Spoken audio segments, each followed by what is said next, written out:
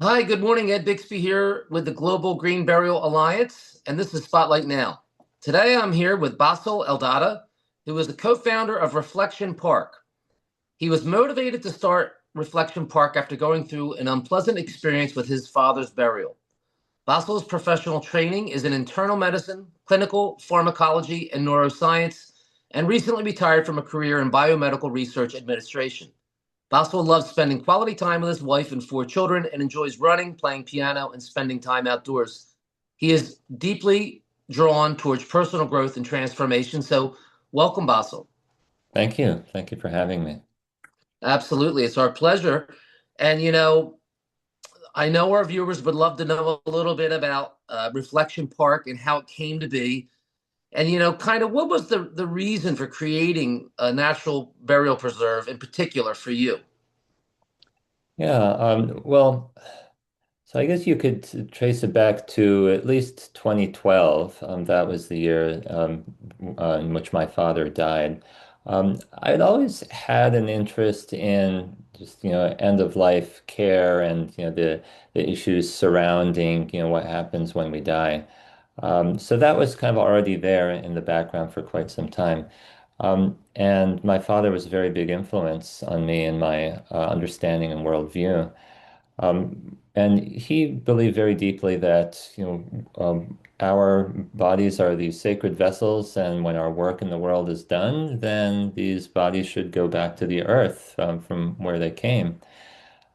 So, even though he didn't use the term natural burial, that was something that was he believed very deeply in and instilled in me. But when he died in 2012, he didn't really have that opportunity for a natural burial. We didn't know that such things existed in our area. And so his body was buried in a concrete vault in a conventional cemetery. And it always just stuck with me as something that just wasn't consistent with his wishes. And although we couldn't provide him with a natural burial, at that point, I think that you could say that the seed was planted for perhaps, being able to offer a natural burial for other people who desired that. So that was 2012, and the seed kind of lay dormant for many years. And then in 2019, a good friend of mine who now serves as our president and treasurer, he was approached by a family trying to raise funds for a funeral. And he, being the generous person that he is, said to, just raise as much as you can, and I'm happy to pay the difference. And in his mind, he was thinking the difference would be $400 or $500. He hadn't really had any direct experience with funerals, so he didn't really have a good sense of what it cost. But when he got the message later on that they had raised all they could and they were still short for $5,000, he was just very surprised and angry, and he didn't understand why it had to cost so much to essentially dig a hole in the ground. So he reached out to me. He knew that I'd been thinking about this idea for a while.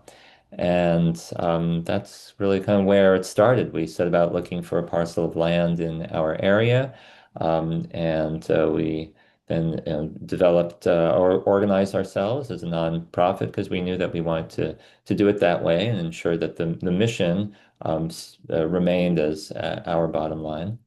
And 5 years later, our doors finally opened in November of last year.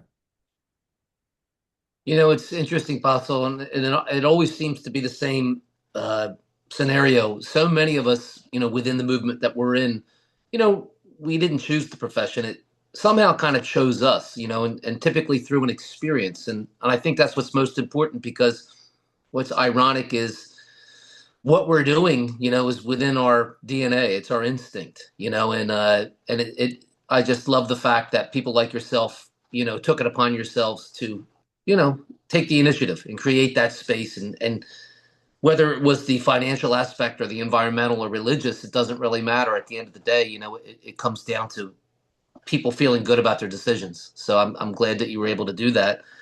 So, I mean, tell us a little bit. Tell our viewers a little bit about your location, where you guys are at, and And I understand that you offer several different burial areas. So if you could talk a little bit about, what the cemetery is like and what it offers. Yeah, sure. So we are located in northern Silver Spring, which is a suburb of Washington, D.C., in Maryland. We are located on a road called New Hampshire Avenue, which is one of the many long roads that originate in Washington, D.C. With names of states that go out into the suburbs. And this stretch of New Hampshire Avenue is dotted with lots and lots of places of worship, churches and synagogues and mosques and temples and other institutions. And that's why it's earned its nickname as the Highway to Heaven. And so we feel like we fit right in. Um, as you drive along New Hampshire Avenue, you'll find this 40-acre parcel of land that when you enter, as you noted, we have three burial sections that honor different religious traditions.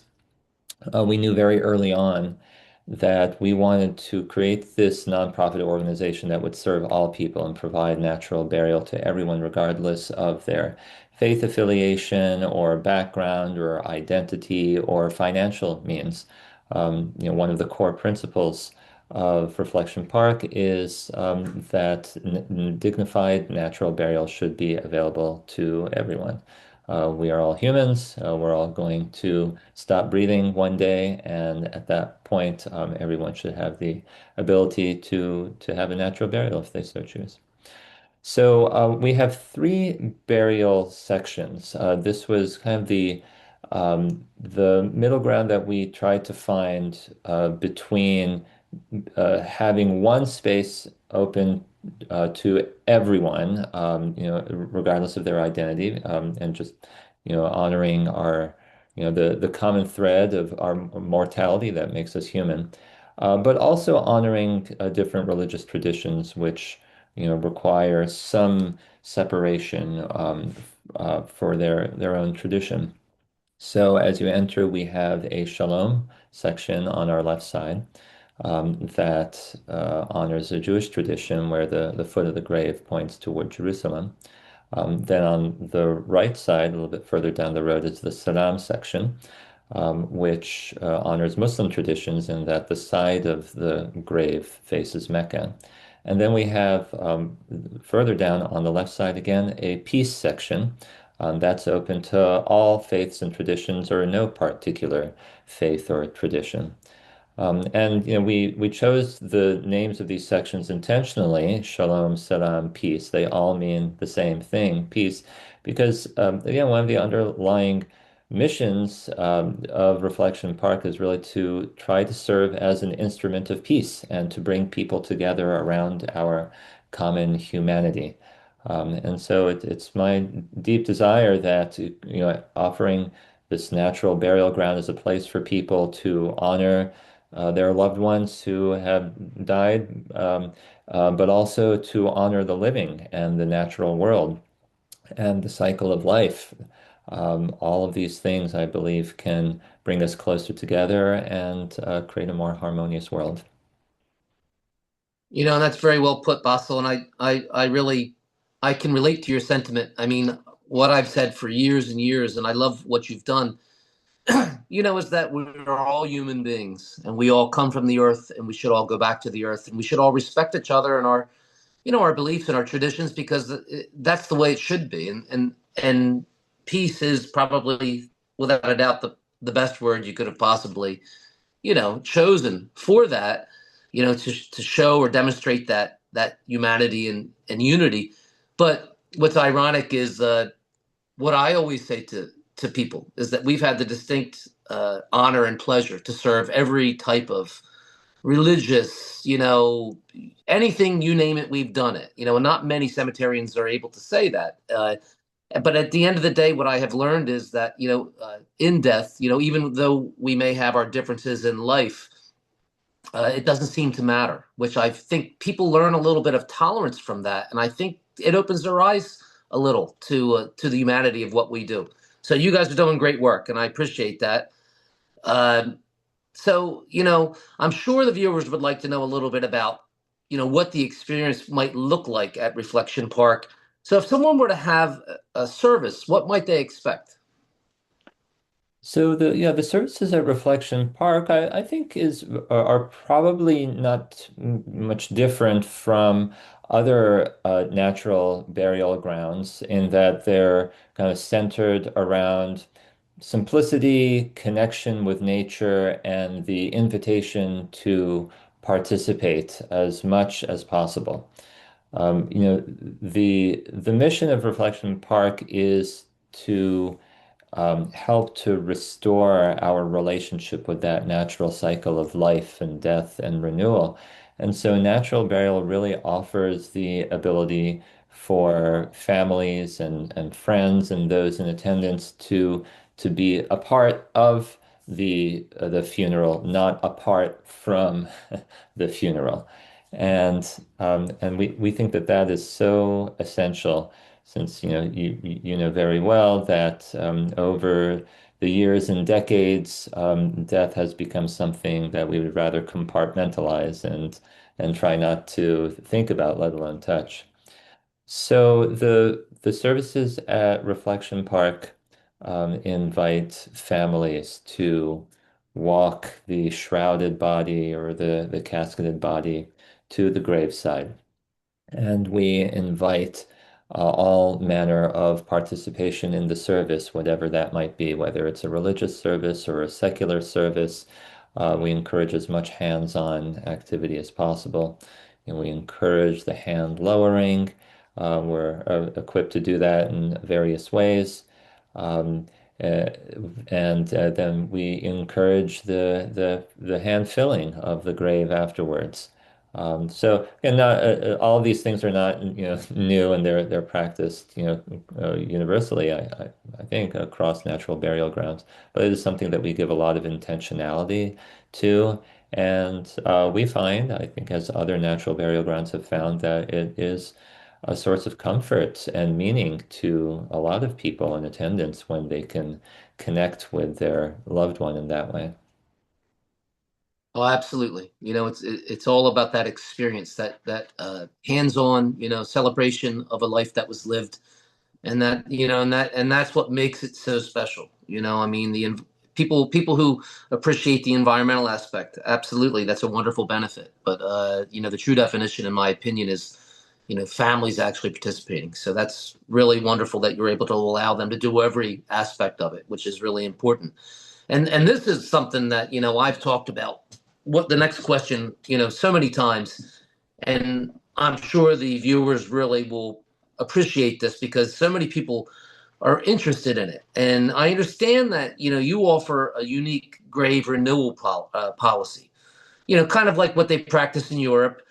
Can you tell us a little bit more about that process and how it works at Reflection Park? Sure. Yeah, and as you mentioned, this is something that is practiced in Europe and other places around the world. And we also have a few natural burial grounds in the United States as well that offer grave renewal. So the way that we have implemented it is kind of takes a little bit of every place that's offered it.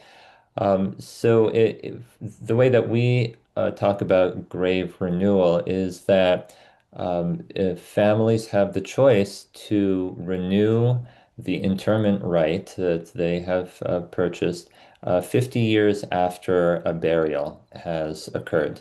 So at that point, we get in touch with the family and ask if they would like to renew the interment right for the purpose of reusing it for another person in the family or another person they know, or if they would like to continue the interment right without actually reusing the grave, but just perpetuating the grave, if they're not interested in reusing that. And if neither of those are of interest to the family, or if they don't respond, or if nobody's available, then that interment right just returns to Reflection Park, where it can be reused for somebody else. So we implemented this practice because we want to be responsible stewards of the land. And, we believe that, natural burial just allows for, the body to return to the earth, and then that earth then becomes enriched and also continues to be available for other burials. In the same way that a farmer would continue to use the same plot of land, they wouldn't just use it after one growing season and then, leave it. So that's how we envision this happening, and in that way, the reflection park can remain alive for generations, and that's really what we want. We want to invite people to come to Reflection Park to use the land, to enjoy the nature of the land. It's more park and less cemetery. So that's how we implement it. You mentioned that this is something that's practiced in Europe. In many places in Europe, as you know, the model is more of like a lease or like a subscription to a grave plot. And so that was an aspect that we didn't really think would be helpful here. And so our policy makes it very easy that if you want to reuse the grave plot or perpetuate it, there's no additional cost. You just buy the interment right once, and that's it forever.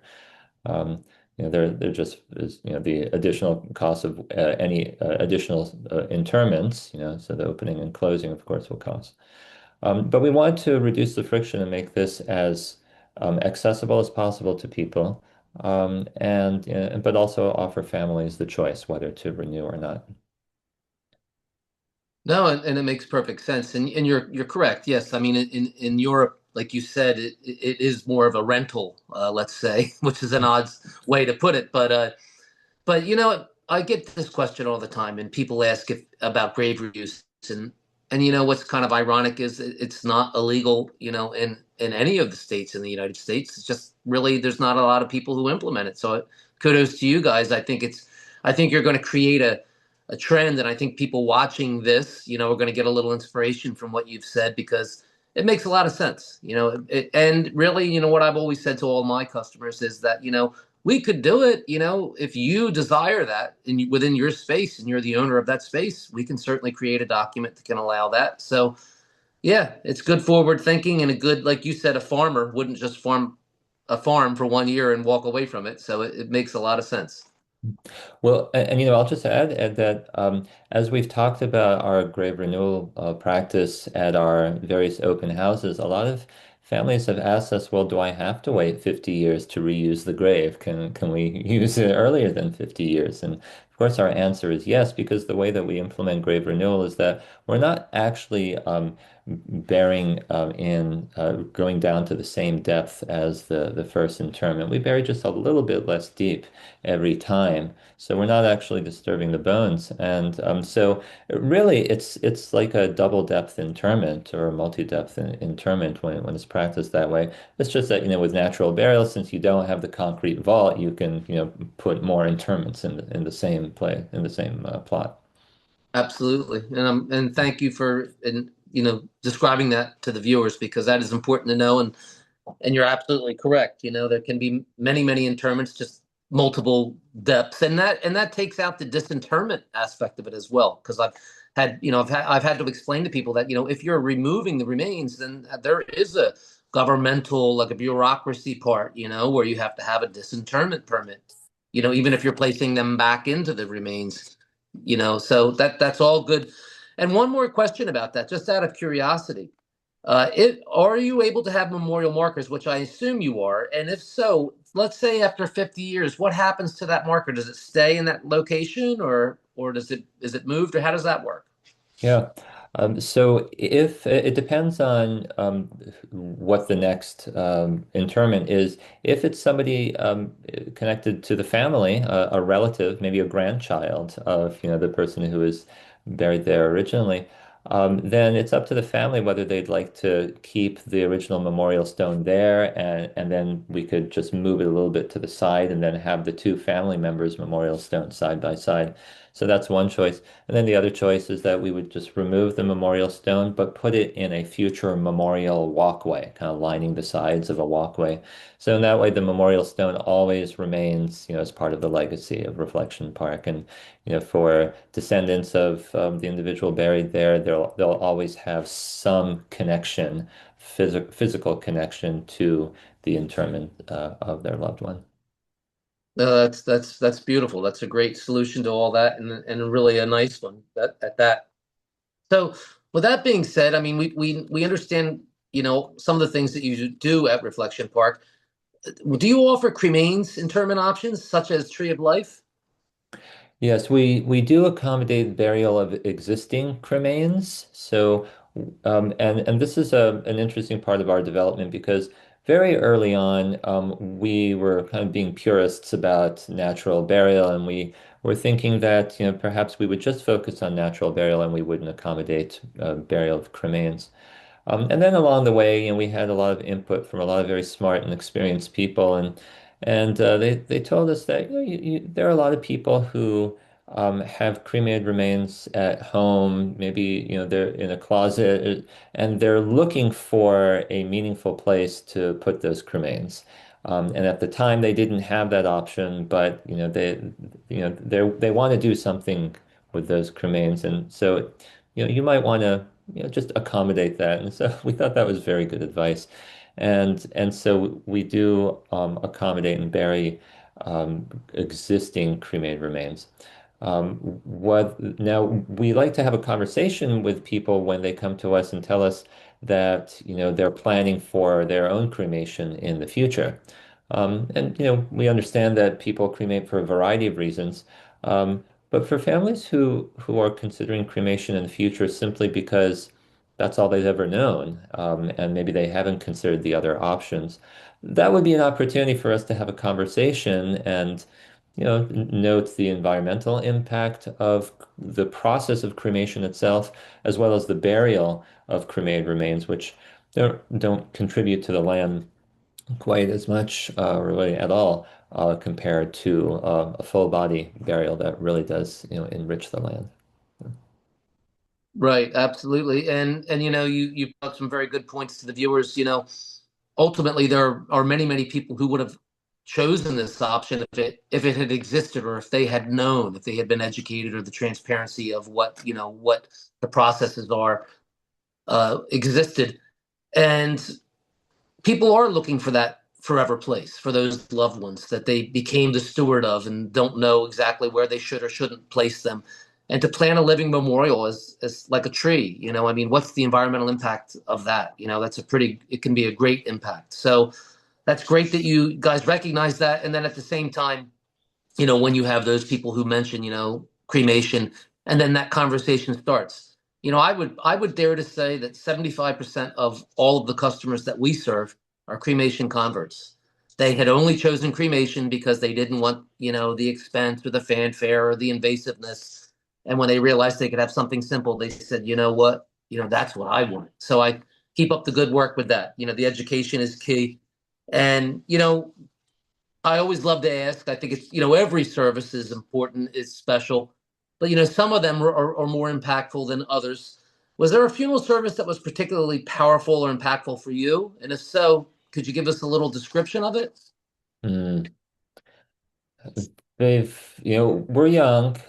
We've only had a handful so far, and all have been just meaningful and impactful in their own way. But I would say one in particular is one that we had most recently. It was a funeral for a baby, and it was just so inspiring to see so much love in spite of all the pain and grief. There's just so much love to go around amongst the family and that were in attendance. The baby had two young cousins, girls that I would guess were probably about, maybe 4 and 6 years old, and they had made these, handmade bracelets out of beads with the baby's initials, and they handed them out to all the people in attendance. It was just such a heartwarming and poignant expression of love. And what it just reminded me is that, this work of course it's about the environment, and of course it's about, providing natural burials to everyone regardless of their means. But in addition, at the end of the day, it's just about being with people who are going through a really, really tough time in their lives. And it's such a privilege to be let in to that moment of vulnerability in someone's life, and to be able to offer support in some way, that we're able to. It's humbling, it's inspiring, and yeah, I'm just very grateful that we have this opportunity to serve families in that way. Well, I couldn't agree more, and I'm glad you're able to do so, and I can see how impactful it is, for you. And people don't really quite understand it until they experience it. And like you said, it's an honor, really. It's an honor to be able to be of assistance, at this time of need for your family. So you guys are doing great work. And I know that this is obviously a passion project for you. I mean, where do you hope to see Reflection Park, let's say in the next 5 to 10 years? What would you like to see happening? So, we're a nonprofit organization. We have a mission, as I mentioned, to just help restore this relationship that humans have with that natural cycle of life and death and renewal. And we're very intentional about that mission because, there's a lot of evidence that shows that, the way that we think about death, the way that we don't think about death or try to avoid death, has a huge impact on how we live life. If we try to avoid it, if we try not to talk about it, it runs us and it impacts a lot of our day to day. And conversely, if we accept it, not that we're trying to accelerate it, but to just accept it as a natural part of being alive, and it's just the way that the world works, then that can also have an impact on our day to day and the decisions that we make and the people that we choose to be with. And so what I see for Reflection Park is to just continue to build on that mission in all different ways, and to try to just bring that message to people in whatever way resonates. Um, so one way is simply by having a natural burial ground, by not saying anything further beyond providing this very tangible expression of the cycle of life and death and renewal for people to just come to and enjoy and embrace. That by itself, I think, gets us a long ways down towards promoting our mission. But we also want to provide educational opportunities and workshops and seminars and outdoor activities, and all, finding all the different touch points that resonate with people to just help them get a little more comfortable with our mortality. So, we have some plans, and we're also, along the way, we've just been very blessed with just unexpected opportunities that came up along the way. And so, we just hope to position ourselves to be receptive, and recognize those opportunities when they come along, and to bring this mission to as many people as possible, not just in our area, but we hope outside our area as well. Well, there's no doubt in my mind that you'll achieve that, and it's really wonderful work that you're doing there at Reflection Park. And the more people understand, the more education there is. It really comes down to the community, and you're doing a great community service. So I commend you and Reflection Park. The Global Green Burial Alliance is here to support people like yourself. We want to inspire others, and you're an inspiration. And that's what we really need to express to our viewers is just don't sit back and think about it. Put rubber to the road and make it happen. So, thanks for joining us today, Basil. Viewers can learn more by visiting reflectionpark.org. It's been an absolute pleasure. Thank you so much, Ed. I really appreciate the opportunity. You're very welcome. So folks, support Reflection Park. Make a difference. And this is Ed Bixby from the Global Green Burial Alliance, and this was Spotlight Now.